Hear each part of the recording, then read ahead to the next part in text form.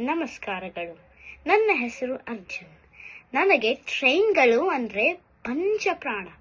ಹಾಗಾಗಿ ನಮ್ಮ ಕರ್ನಾಟಕದ ಒಂದು ಮುಖ್ಯವಾದ ಟ್ರೈನ್ ಬಗ್ಗೆ ಮಾಹಿತಿ ಕೊಡ್ತೀನಿ.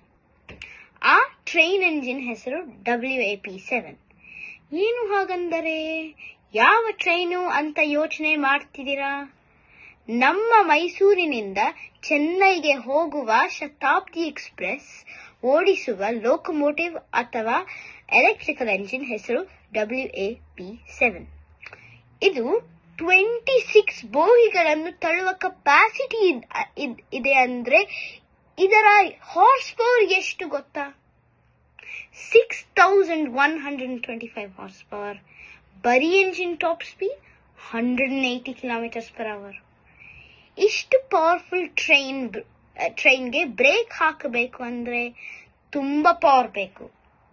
ಆದರೆ ಈ WAP7 ಎಂಜಿನ್ ಸ್ಪೆಷಾಲಿಟಿ ಏನು ಅಂದ್ರೆ ಪ್ಯಾಂಟೋಗ್ರಾಫ್ ಮತ್ತು ಓವರ್ ಹೆಡ್ ವೈರ್ಸ್ ನಡುವಿನ ಫ್ರಿಕ್ಷನ್ ಬ್ರೇಕ್ ಹಾಕಕ್ಕೆ ಯೂಸ್ ಮಾಡಿದ ಪವರ್ನ ರೀಗೈನ್ ಮಾಡೋ ಕೆಪಾಸಿಟಿ ಇದೆ.